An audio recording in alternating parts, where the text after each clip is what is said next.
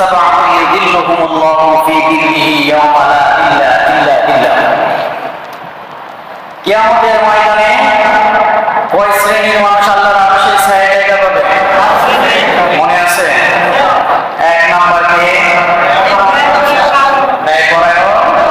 শাসক। ন্যায়পরায়ণ শাসক হতে গেলে কার মতো শাসক হতে হবে? রাসূলের মতো শাসক হতে হবে। কার মতো? ওমরের মতো, আবু বকরের মতো, উসমানের মতো, আলীর মতো শাসক হতে হবে। আর এমন শাসক যদি কোন জমিনে থাকে, সেই জমিনটারে আল্লাহ তার রহমতের চাদর দ্বারা ঢেকে দিবেন। সুবহানাল্লাহ। আমাদের দুর্ভাগা কপাল, আমরাই পোড়া কপাল। আমরাই চাই না যে আমার দেশে একজন ওমর আসুক। সত্য কথা কিনা? আমরাই চাই না আমার দেশে একজন ওমর আসুক।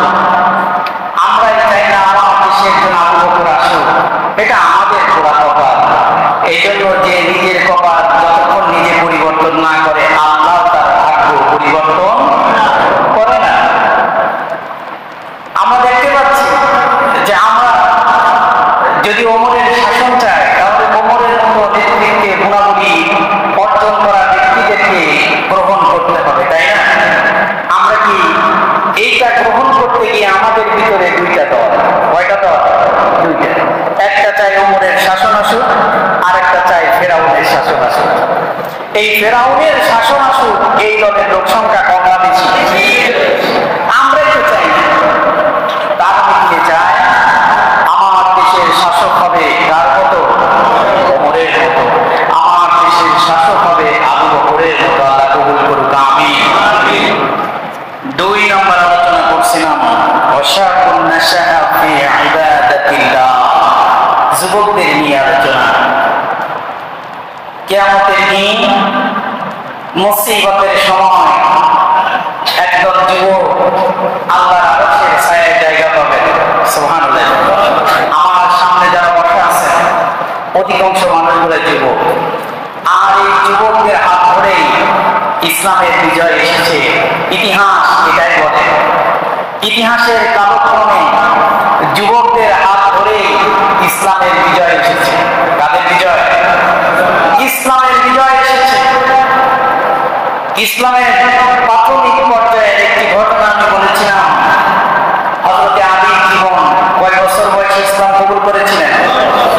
10 বছর বয়সে একটা যুদ্ধে অংশগ্রহণ করেছিলেন। যুদ্ধের নাম ছিল কি? খাইবারের যুদ্ধ। কিসের যুদ্ধ? খাইবারের যুদ্ধে কামস তুর্কের দরজা দিয়ে হযরত আলী এটাকে ঢাল হিসাবে ব্যবহার করে কাফেরদের বিরুদ্ধে যুদ্ধ করেছেন দুর্বার গতিতে। সুবহানাল্লাহ। আমি ঘটনা বলতে গিয়ে বলছিলাম হযরত মুসার ঘটনা। মনে আছে? মুসা আহারে জীবনে একটা পোশাক দিদার করেনি। সুলতানিয়ার জীবনযাপন, রাজকীয় জীবনযাপন। কিন্তু যখন ইসলামের জন্য শহীদ হয়েছেন, কাপড়ের কাপড়টুকু জুটে না। সুবহানাল্লাহ। কি জীবন ছিল তাদের! হযরতে খাব্বাব ইবনে আরাফ,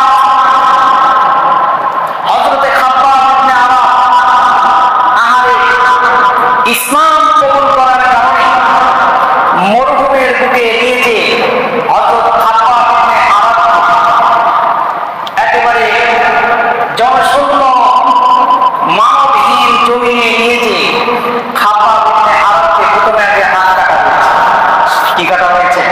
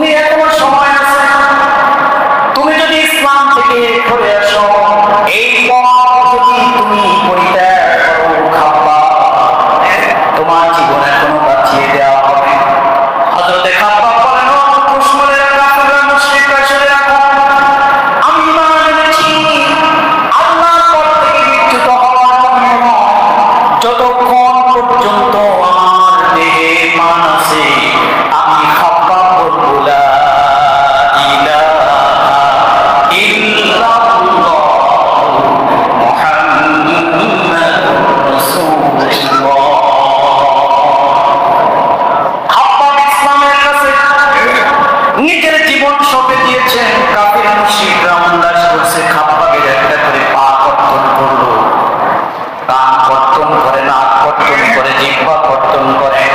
সর্বোপরি খাব্বাবকে জমিন থেকে শহীদ করে চিরবিদায় করে দেওয়া হলো। হযরত বেলালের ঘটনা, ইসলাম কবুল করেছে উমাইয়া ইবনে খালদ বেলালকে ডেকে বলে, বেলাল তুমি আমার গোলাম, আমার গোলাম হওয়ার পরেও তোমার এত দুঃসাধ্য কেমনে হয়? আমার অনুমতি ছাড়াই তুমি ইসলাম কবুল করেছো, তুমি কি জানো এর পরিণতি কি হতে পারে? হযরত বেলাল বলে, আমার মুমিন, আমি জানি আমার কি পরিণতি হতে পারে, তবু আমি ইসলাম কবুল করেছি, আমার যা পরিণতি হয় গো। সুবহানাল্লাহ। যুবক বেলাল, উমাইয়া বেলাল ধরল, মরুভূমির প্রান্তরে নিয়ে গেল। মরুভূমির প্রান্তরে তপ্ত বালির উপরে বেলালকে শোয়াই দেওয়া হলো। নিচে লাকড়িগুলো প্রজ্বলন করে আগুন প্রজ্বলন করা হলো। বেলালকে আগুনের উপরে শুয়ে দেওয়া হলো। উপর করে শুয়ে দেওয়ার পরে বেলালের পিঠের উপরে বড় একটা পাথর খণ্ড রাখা হলো। বেলালের শরীর থেকে চর্বিগুলো গলে গলে, চামড়াগুলো পুড়ে, শরীর থেকে চর্বিগুলো গলে, শরীর থেকে গোশতগুলো খসে খসে পড়ে আগুনগুলো নিভে যায়, তবু কাফেরদের মনে একটু রকম হয় না। বেলালকে এসে বলে, বেলাল এখনো তোমার জীবন আছে, তুমি মুহাম্মাদের এই আনিত ধর্ম যদি পরিত্যাগ করো তাহলে তোমাকে মুক্তি দেয়া হবে। বেলালের জবান বন্ধ, কথা বলতে পারে না। যাই যাই অবস্থা, কোন সময় বেলাল আসমানের দিকে তাকিয়ে একটা আঙুল উঁচু করে বলে, আহাদ আহাদ আহাদ, আমার আল্লাহ এক, আমার আল্লাহ এক। যুবক, এমন ভাবে ইসলাম আসে নাই। আজকের যুবকরা সাহাবীদের জীবন ইতিহাস সম্পর্কে কিছুই জানে না, জানে? এমন একটা যুবক শ্রেণী আমরা পেয়েছি, এমন একটা যুবক জেনজি, এমন একটা যুব সমাজ আমরা পেয়েছি, যেই যুব সমাজ বলতে পারে না সূর্য কখন ডুবে আর সূর্য কখন উদয় হয়। বলতে পারে?